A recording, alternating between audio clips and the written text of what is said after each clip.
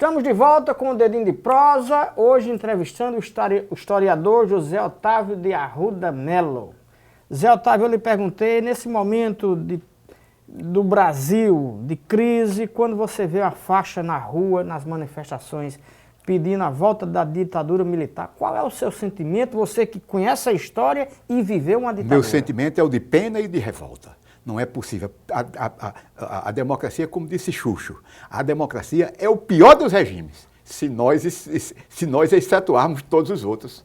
Essa frase é uma frase famosa de Sir Winston Churchill, né, que foi o grande lutador da democracia contra o nazifascismo, contra Hitler. Pois bem, então eu lamento muito porque eu vejo que esse pessoal que está ostentando essas faixas, pedindo a volta dos militares, não se lembra nem conhece aquela realidade. Se conhecesse, não desenvolveria isso. O importante é aperfeiçoar a democracia, não eliminá-la. E muito menos trazer militares de volta para as posições de comando. Militar não foi feito para comandar o país. Isso as pessoas já diziam muito bem, né? O país deve ser governado pelas suas elites civis. Os militares são feitos para obedecer. A função dos militares é bem específica, manter a ordem e nada mais. Voltando um pouquinho que a gente estava conversando, de que forma a ditadura conseguiu evitar o surgimento de novas lideranças? E você disse que Maris foi uma nova liderança, mas aí até para lhe provocar o debate... Trás, né? O Maris, a princípio, apoiou a ditadura militar, né? Não apoiou a ditadura. Ele era da Arena. Era da Arena. Bom, mas ele não apoiou a ditadura. Ali aconteceu uma coisa muito curiosa, porque Maris estava em Sousa, não é? Havia em Sousa 3 grandes lideranças, né? A liderança do PSD, que eu não me lembro agora, tinha um rapaz que cuidava do PSD, até muito meu amigo. Mas havia as outras duas, Maris era do PTB. Agora, a UDN era dos Gadelhas. Então, a UDN lá transformou-se em Arena. Então, o sistema era bipartidário. Aí, a Maris só restavam 2 alternativas. Ou entrar na Arena... Não, os Gadelhas se apropriaram do MDB. Né? Os Gadelhas se apropriaram do MDB. Né? Aí, a Maris só restaria 2 alternativas. Ou deixar a política, o que ele não pensava, porque ele passou a vida inteirinha pensando em fazer política, e já vinha fazendo, ou então ingressar na Arena. E foi o que ele fez. Mas ele ingressa na Arena ao lado daquele grupo que procura trabalhar o sistema militar por dentro, procurando a abertura. Ele quem mais? Ele, Petrônio Portela, Célio Borja, Marco Maciel, esse pessoal que procura por dentro, Marcos Freire em Pernambuco, sim, procuram por dentro fomentar a abertura. Ele entra na Arena, mas ele não é um capacho do governo. Mas Maris não foi para a Arena por influência e orientação de João Agripino, não? Sim, também, né? Também, porque aconteceu isso aqui, né? Lá a situação de Sousa é uma situação muito curiosa. Os Gadelhas apoiavam João Agripino a vida inteirinha. Desde 45 os Gadelhas votavam em João Agripino. A votação de João Agripino, eles eram da UDN. A UDN aqui na Paraíba estava perfeitamente compartimentada. Do litoral até Campina Grande, mandava Agimir de Figueiredo. De Campina Grande até Patos, descendo ali para o Vale do Piancó, Hernani Sátiro. O restante do estado, compreendendo Catolé do Rocha, Pombal, Sousa, Cajazeiras, Antenor Navarro, João Agripino. Então os Gadelhas, desde 45, votavam em João Agripino. E com isso se eternizavam. Com isso, João Agripino dominava o plano federal, porque era deputado federal, depois vai se tornar senador, e os Gadelhas ali. E os Gadelhas dominando, e os Gadelhas como bons coronéis, dominando o plano municipal. Mas aí ocorreu a eleição de 73, aí aconteceu, a eleição de 63. Aí aconteceu uma coisa engraçada. Maris se lança pelo PTB.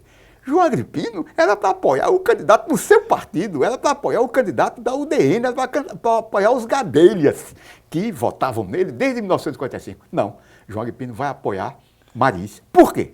Porque há um autor brasileiro chamado Oliveira Viana, que estudou muito bem a nossa realidade e chamou a atenção para o fato de que a principal estrutura de poder no Brasil é a família. Então, entre a família e o partido, João Agripino ficou com a família. João Agripino apoiou Maris. Né? Maris ganhou por 7 votos, numa eleição duríssima para prefeito. Né? Agora eu me lembrei, o representante do PSD era Laércio Pires.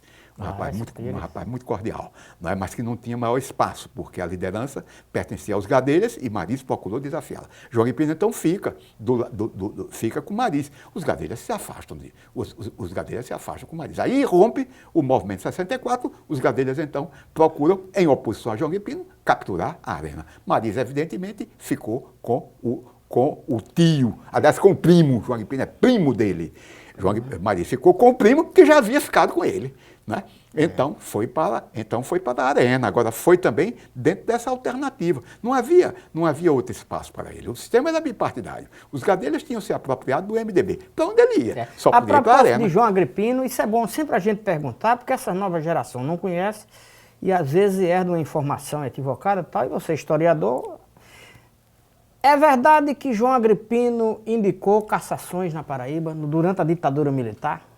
Bem, ele mesmo disse que se responsabilizou pela cassação de Vital do Rego. Ele mesmo disse. Bem, tem o caso dos juízes.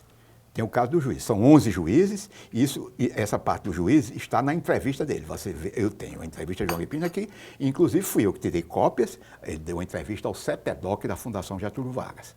O CEPEDOC fez uma série de entrevistas muito boas, e na Paraíba entraram mais de 54 entrevistas por causa da participação de Eduardo Raposo, que era pesquisador e paraibano, puxou o trabalho aqui para a Paraíba, além da participação da Paraíba na Revolução de 30. Então, nessa entrevista, João Agripino confessa que encaminhou para a cassação os 11 juízes do Tribunal de Justiça. Um deles, o nosso colega de Instituto Histórico, Humberto Melo. Agora, com relação a Vital do Rego, o que acontece é o seguinte: quando Ronaldo Cunha Lima foi cassado, João Agripino fez uma visita a Ronaldo Cunha Lima, porque diziam que João Agripino fazia muito isso, mordia e depois soprava. Então, ele foi lá se explicar a Ronaldo. Ronaldo não recebeu. Dizem que ele foi recebido por Dona Glória. Dona Glória falou duro para ele, para João Agripino, não mandou se sentar.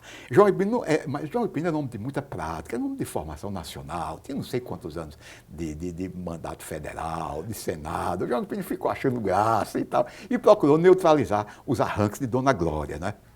Aí, quando a Dona Glória disse: o senhor ainda vem aqui, depois do que fez com meu marido, ela estava responsabilizando João Agripino pela cassação de Ronaldo, né? Aí João Agripino disse: não, eu não tive nada a ver com a cassação de Ronaldo.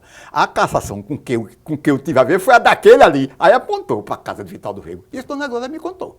Isso ela me contou, aliás, a todo mundo que estava na hora, né? Então, João Agripino se responsabilizou aqui por algumas cassações, mas vamos e venhamos, evitou o pior. Agora eu queria lhe perguntar o seguinte... Evitou o pior, a considerar isso, viu? Ele evitou muitas cassações. Agora, há o caso do gondinismo. Agora, né? É o seguinte, no próximo bloco, você vai explicar por que evitou o pior, por que ele pediu a cassação de Vital do Rego e o tal gondinismo. Dedinho de prosa volta já já.